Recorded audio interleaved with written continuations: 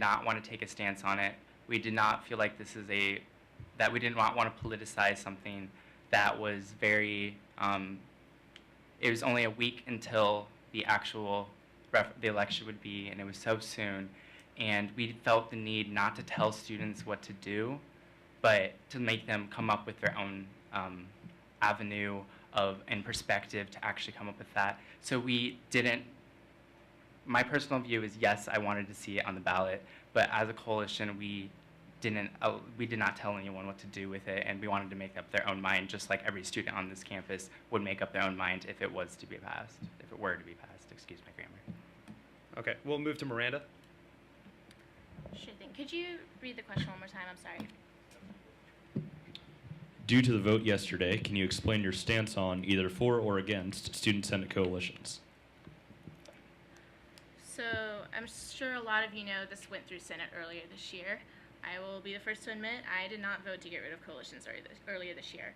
I was definitely riding on the success and kind of the high of what happened in the election last year. And, you know, I was very convinced by the arguments that coalitions can say. Going through this election process again, I personally believe coalitions are very judgmental. I know how, you know, ironic that sounds to say that I'm in a coalition. I don't believe coalitions are productive for the election process. They're very exclusive right now. I think that's due to just a lot of history that's built up over the years. And, you know, our coalition hasn't necessarily entirely taken the stance that we are anti-coalition. We do have dissenters. We continue this conversation nearly on a daily basis.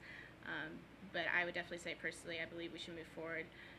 I don't believe we should have coalitions. But the question that was actually proposed to Senate yesterday, like Mitchell said, was whether or not we should have this on the ballot.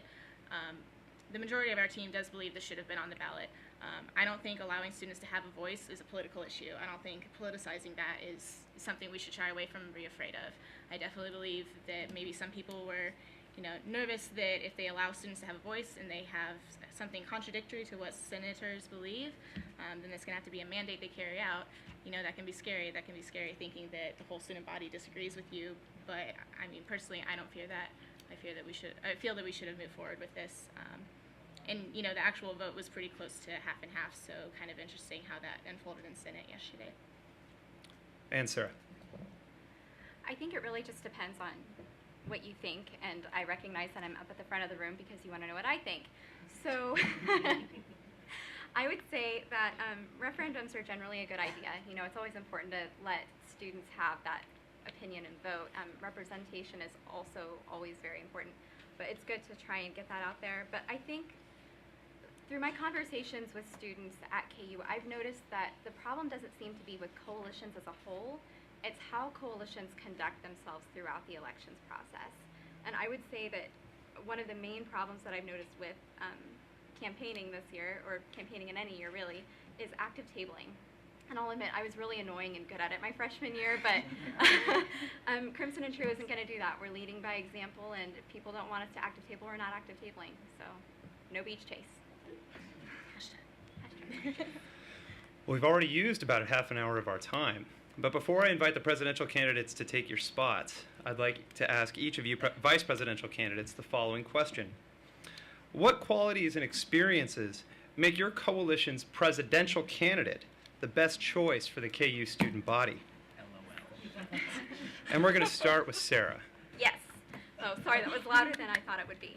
Sorry, who are you? I met Kevin Hendelt last year, actually, when we were both on the Legal Services for Students Advisory Board.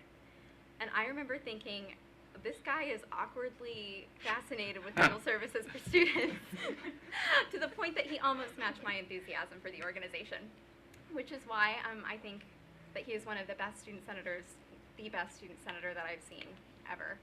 He is the most genuine, compassionate individual that I've met in the organization. Not to say everyone else isn't, but I've always been very, very respectful of the humility that he shows to everyone that he meets. And he's always very eager to help anyone who has a problem, whether or not he's in Senate, whether or not he's busy, whether or not he has a test. And that's something that I truly, truly admire.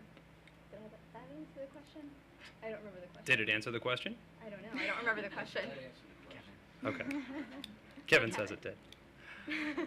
All right, we'll move to Miranda. I like this. I get to brag about Morgan. God, I don't even know where to start. Morgan and I, we worked together last year. I actually remember the first interaction I had with Morgan is when I had to call her and tell her, get your butt to this meeting right now. So kind of interesting how our friendship started in that way. And I know I keep saying organic, and that's kind of cliche, but it really is kind of organic how we came together this year in this campaign. I wasn't thinking about running with a coalition for a long time, and then once Morgan and I finally had a conversation, God, almost in January, it was like, okay, this is what I want to be a part of. Morgan, she has a lot of experience, not just in Senate, but with the organizations across campus. She is the outreach director of Senate right now. She has done a fantastic job this year, kind of rebranding Senate. One of the first things they did in office was make a new logo and fix the website. It was great. And I think she's done a very intentional job of kind of improving Senate's reputation on campus and kind of making them a more presence on campus. But before that, you know, she was on Panhellenic and she had a lot of experience with that. And she's also just been very involved across campus. She likes going to, you know, the baseball games, and she's very personable. And sorry, I keep looking into your eyes here, but I think Morgan just brings a lot of various experiences to the table that kind of get her out of the Senate bubble and help her see what the campus as a whole needs to have.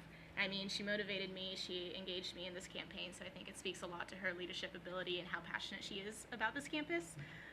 I'm very excited to work alongside her, and I think everyone on our team is inspired by her every day as well. And Mitchell.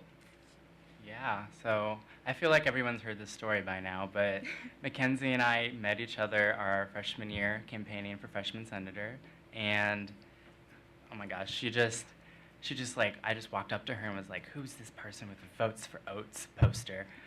Because mine was in color, so I felt like I was the better off person, and I didn't think that she had a chance against me and you know where. But she, you know, we campaigned together, and I guess we were just destined to campaign together because we were just tabling outside and talking to freshmen along with Adam Lauer, if you remember, if y'all know him, and he was doing backflips, and we're just like, we have good ideas, and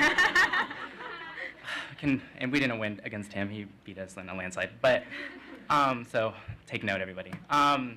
But yeah, so it just goes to show that we just started out of friendship. It was not, I mean, yes, we're being political together, but it really just started out of like a good place, and it really has just gone from there. And it's, I mean, Mackenzie is just a passionate person. She delved into Student Senate like no other. She just got into work, and I just was like, oh, she's gonna be on the exec staff. She's gonna be president, and she's just gonna do so much good and for our university. And she really already has, whether that's in CCO or if that's in Panhellenic or if that's anything that she does.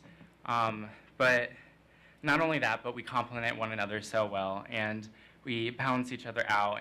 And I'm doing my thing over here, and she loves everything about it, and she's doing her thing over there, and I love everything about it. And we just go off of one another, and I just respect her as a person. And even if she doesn't know, she's a huge feminist in my eyes, just because she is so tough-skinned, and so much people say so many mean things about her just because of her toughness. And I mean, I'm sure this is true with other candidates too, but I just really respect that about her, that she can overcome adversity like that, and I respect all women who do that as well. Thank you, Mitchell. Will you all please join me in thanking the vice presidential candidates?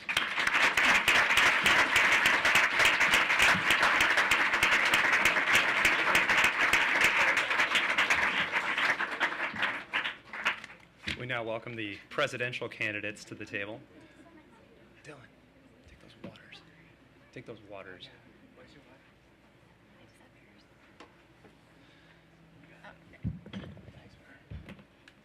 Thank you. All right. And now occupying the same position at the table as their vice presidential candidates. First, we have Kevin Hundelt from Crimson and True. Next to him is seated Mackenzie Oatman from Jayhawkers. Wait, no. Morgan Saeed from Grow KU. And seated next to her is Mackenzie Oatman from the Jayhawkers. Our first question for the presidential candidates is going to come to us from Will. And Twitter, audience? You can go with audience at this point. I'd like to call up Pantaleon Flore for her question, please. His question.